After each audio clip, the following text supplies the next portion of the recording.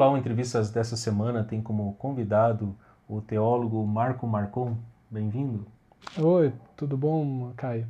É um prazer estar com você no teu Entrevistas. Enfim, estou à disposição. Obrigado. E o tema da semana é a teologia e o reality show. Você, neste ano aí de 2015, participou de um programa de reality show. Sim. Sempre quis participar de um programa assim? Na verdade, o pontapé inicial para a participação do programa foi a minha esposa, até por sinal. A indicação foi dela, ela é uma pessoa que gosta do gênero. Eu assisti algumas vezes a um ou outro programa em relação a isso, em torno disso. Mas a ideia, ela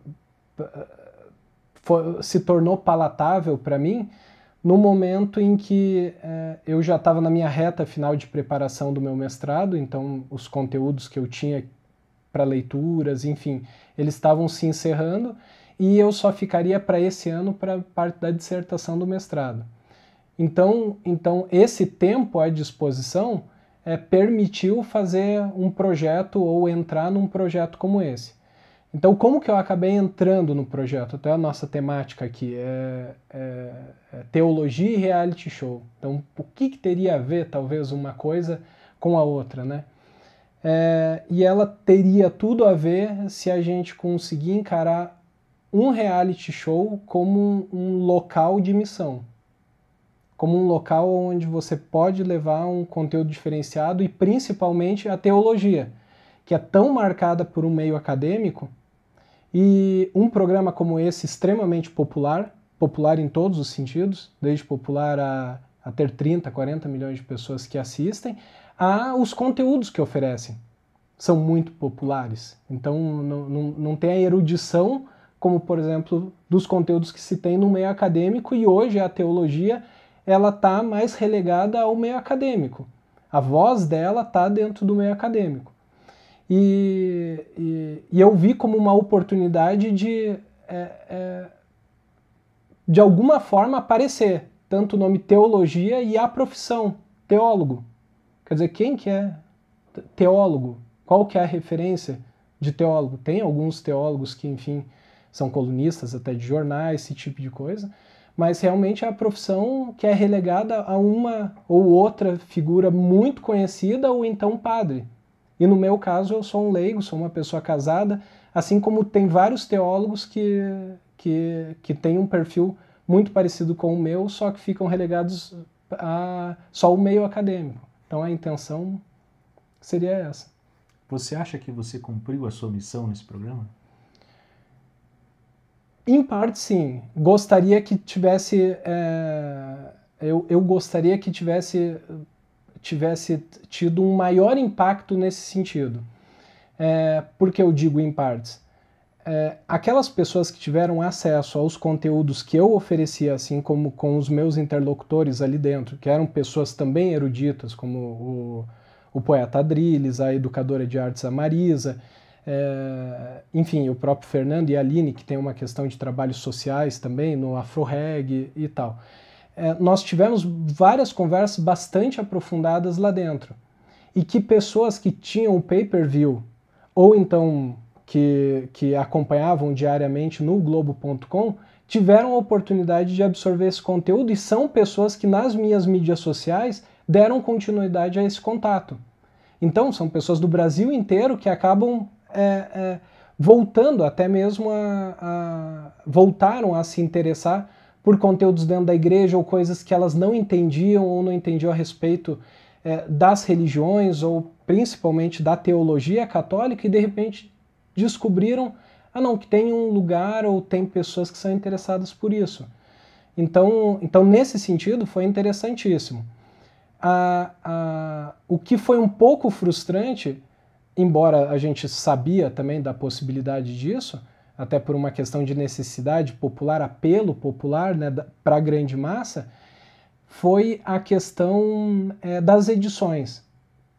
Porque as edições de um reality show, elas vão privilegiar conteúdos que são mais clicados. Então, o que seriam esses conteúdos mais clicados? Quando a gente entra na TV para ver a audiência de uma TV ou a gente vê a audiência na internet, quais são os conteúdos mais clicados? São ligados à violência, ligados a escândalo, ligados à sexualidade. Então, o que a audiência ela vai atrás? E os conteúdos, aqueles que têm que gerir esse processo de conteúdo, seja nas mídias, num sentido geral, ou seja numa TV, e aí a gente fala de TVs de grande potencial, como era a que transmitiu o reality onde eu estava, vai atrás justamente o que a audiência quer. Muito mais do que talvez ela queira oferecer. Porque eu conheci profissionais competentíssimos, profissionais que gostariam muito de oferecer conteúdos muito melhores. Só que será que a audiência consome isso? Uma outra pergunta para te fazer, emendando nessa questão. Uhum. O povo brasileiro tem a fama de ser um povo religioso, com a religiosidade popular assim chamada, até entra em questões de teologia. Uhum. Ligando a esse assunto clicável aí, por que se prefere esses assuntos aí que você mencionou e não tanto temas de religiosidade popular, né? Você inclusive aparecia com terço, enfim, outras características suas que apareceram aí no reality show. Eu teria até curiosidade se nas edições tivessem marcado mais essa questão das orações que nós fizemos lá dentro, das várias conversas ligadas à religião, religiosidade, da teologia. Tiveram temas até que poderiam ser muito bem explorados, como conversas de horas que esse nosso grupo teve, em torno até da adoção de crianças por homossexuais, o casamento de homossexuais dentro da igreja. Então eu me posicionei a respeito desses temas, e que esses temas eles só saíram de dentro do programa por terceiros. Então sites, por exemplo, evangélicos cobriram isso, ou as mídias sociais então badalaram o tema, mas nas edições da TV não apareceu nada. Então eu teria curiosidade de ver até mesmo conteúdos como esse, se fossem abertos, se fossem para as edições, como que as pessoas elas reagiriam, como que elas se manifestariam, porque é de interesse público isso. As pessoas querem trabalhar esse conteúdo. No entanto, o conteúdo já mastigado, aquele conteúdo já bem trabalhado, é o que o entretenimento acaba oferecendo, porque também aquele que está no sofá, que senta depois de um dia inteiro, talvez muito cansado, que já está no final do dia, 10 horas da noite e tal, já está... Enfim, que tipo de conteúdo que ele quer? Um conteúdo que fique pensando muito, um conteúdo que vá ser mais elaborado, ou é aquele conteúdo que já está enlatado ou que está pronto? Então aí que está a questão da audiência. Agora, em relação ao nosso interesse, nós seres humanos, o interesse aí a gente tem que fazer meia-culpa todos nós, pelo que é desastroso, pelo que é violento, essas questões mais instintivas ligadas à sexualidade, tem muito a ver aí o que a doutrina católica ela vem trazer em relação ao problema do mal. Essa questão do pecado original, essa questão do que está em torno do livre-arbítrio. Uma primeira escolha que a gente faz que já tem uma questão concupiscente, né? Que é aquela tendência ao erro, aquela tendência ao mal, que a gente flerta muito diariamente com essas questões.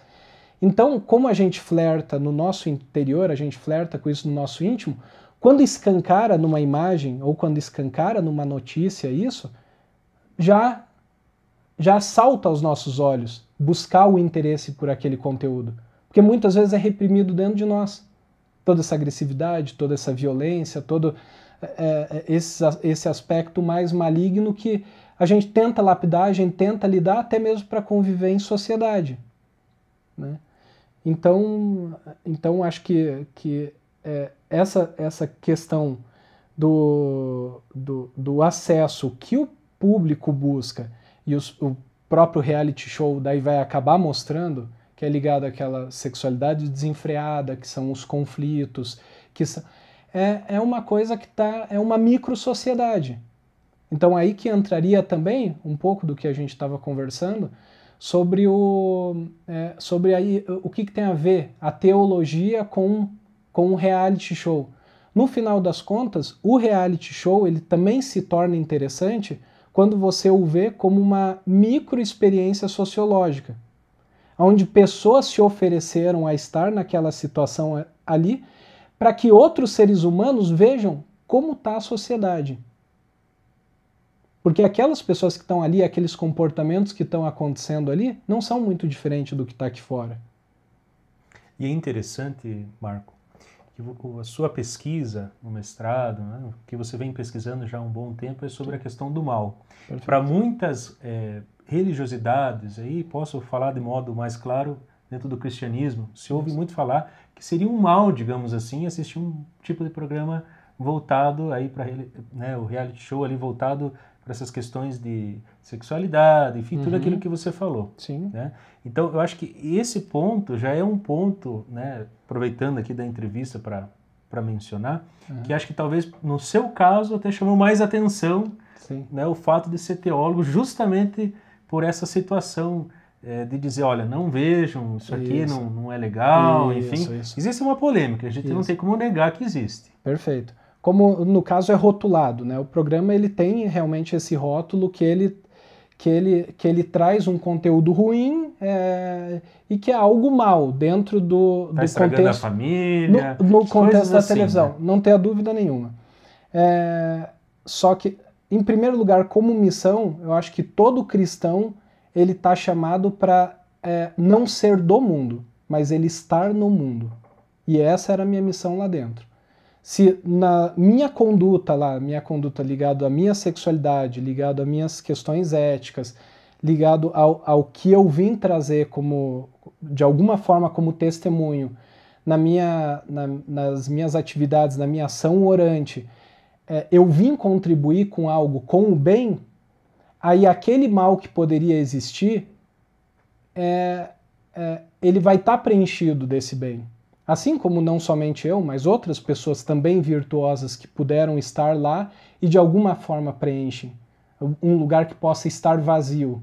Porque até quando a gente entra, Caio, nessas questões conceituais, aí eu falando de forma propriamente dita da doutrina católica, é bom lembrar que o mal ele não é uma substância. Na verdade, ele é uma ausência de substância. Ele é a ausência do bem. Por quê? Nós acreditamos num Deus único. E esse Deus único é o amor. Esse Deus único é bom e esse Deus único é o único que é o Criador. Nada mais cria, nada mais concorre com ele. Então tudo que ele criou é bom. A gente vai no Gênesis, ele nos dá fundamento para isso. Então quando nós falamos do mal, seria a retirada ou a ausência do bem em alguma situação. E a gente, quando trabalha isso, tem que estar separando o que é uma questão de essência ou o que é uma questão ontológica, que daí é essa questão do Criador, né, Deus, o Deus único, e essas criaturas espirituais, que daí eu já vou pontuar, e quando a gente fala de questões morais. Porque quando a gente fala de bem e mal, não estamos falando dessa questão ontológica. Não existe o Deus bom e o Deus mau, que daí concorre um com o outro. A gente fala de bem e mal em relação às nossas próprias escolhas. A gente fala do livre-arbítrio. Então, eu posso escolher uma conduta, eu posso escolher um caminho que pode ser bom, assim como eu posso escolher um caminho que pode ser mau. E nas pequenas escolhas do dia a dia, eu vou me posicionando em relação a essas escolhas na minha vida. Então, o bem e o mal está em questões morais. Já num aspecto maior, daí de sentido de significado ontológico, a gente só fala de substância em Deus. quando a gente trata de criaturas espirituais, como, por exemplo, o diabo, Satanás ou os demônios, aí nós estamos falando de anjos, criaturas espirituais, isso é bem evidente no catecismo da igreja, dentro da tradição da igreja, como criaturas existentes, tentadoras dos seres humanos. No entanto, o livre-arbítrio sempre vai existir. Existiu para essas criaturas, elas fizeram uma escolha em relação ao seu posicionamento de aceitar ou não o reino de Deus ou esse caminho, e da mesma forma nós. No momento em que cedemos a um processo de tentação, nós temos esse posicionamento moral em relação a fazer a escolha. Não, sim, eu quero, não, eu não quero. Aí que, de novo, a gente retorna lá no princípio, lá no Gênesis. Quer dizer, o erro da primeira humanidade ali, inscrita em Adão e Eva, quer dizer, a serpente, ela tem a sua responsabilidade, não tenha dúvida nenhuma, porque o tentador, ele sempre vai ter a sua responsabilidade. No entanto, a responsabilidade maior é daquele que responde ao processo da tentação. Então, quando a gente fala de um programa como esse, o que tem de mais interessante nele, e se as pessoas souberem fazer uma leitura dele, vão poder ter um aprendizado muito bom para suas vidas, é que todos que entraram lá dentro, eles tiveram a mais completa liberdade de ação. Puderam ser quem eles queriam ser. Tiveram pessoas que entraram lá e mentiram completamente quem elas eram. Até bateram no peito dizendo que cometeram um determinado crime fora. E como a gente não tem como consultar, a gente não tem acesso a nada, a internet, não tem... Então, o que a pessoa se posicionou, da forma que a pessoa se posicionou, a gente acaba tendo que acreditar que ela é aquilo. E ela escolheu ser daquela forma lá dentro. Ela escolheu ou ser exclusivamente jogadora, ou ela escolheu ser falsa, ou ela escolheu ser verdadeira, ou dentro da verdade dela, ela, enfim, teve algum tipo de resultado. Mas, enfim, cada um escolheu ser de uma forma lá dentro. Assim como aqui fora, na nossa vida cotidiana, nós também fazemos as nossas escolhas de conduta que vai nos caminhar para um resultado ou para frutos na nossa vida que vão ser maus ou para frutos que realmente vão ser bons. Então essa dicotomia existe num plano moral, isso não tem dúvida nenhuma, até por isso que a gente tem Constituição, a gente tem leis e tal, até para cravar isso. Não, determinada coisa é tão ruim que se você fizer, você vai preso. Né? Então toda essa questão em torno do programa, eu acho que está muito mais em torno de como a gente olha ele e como a audiência ela exige uma qualidade dele. Por exemplo, nessa edição, eu posso bater no peito e te dizer que foi gerado conteúdo de qualidade lá dentro. Pelo menos até o tempo que eu estive lá e até um tempo depois, porque o próprio Adriles, a Marisa, tiveram conversas muito bacanas ainda. Se isso não foi para mídia aberta, enfim, para TV aberta nas edições, o problema talvez não esteja na emissora, esteja na cobrança da audiência. O que a audiência quer? Eu quero isso, quando aparece esse tipo de coisa, todo mundo vai lá e carrega na audiência do programa. Ou não, a audiência do programa carrega quando pega e mostra todo tipo de sacanagem, ou todo tipo de armação, ou vai isso que interessa. Aí seleciona de cada um dos participantes do programa aquela partezinha em que ele falou do jogo, em que ele tratou de alguma coisa mais banal, ou o que seja, porque, poxa, como o público consome mais isso, então é isso que a gente vai tirar de cada pessoa. Em 24 horas de convivência, para 15 minutos, e vamos retirar só esses 15 minutos que as pessoas elas querem ver ou ouvir. E que nós, volto a dizer, podemos fazer a meia-culpa. Porque será qual que é o nosso interesse? No momento em que a gente entra lá na nossa timeline das mídias sociais, as notícias que mais nos interessam? Geralmente é as que mais aparecem ali, porque você curte, comenta aí nessa rede social aí que você citava, e aquilo ali vai já se tornando mais relevante para você. Tudo já é programado já para aquilo que é o mais relevante. Isso. Né? Mas Mas então, muito obrigado pela sua entrevista. Opa, estou à disposição aí para a próxima vez. A tua audiência aí, um grande abraço, e quem quiser ter contato comigo lá nas minhas mídias sociais, estou à disposição, como Teologia BR ou Marco Marcon, Marco Antônio Marcon. Tá ok? Grande abraço, obrigado, cara.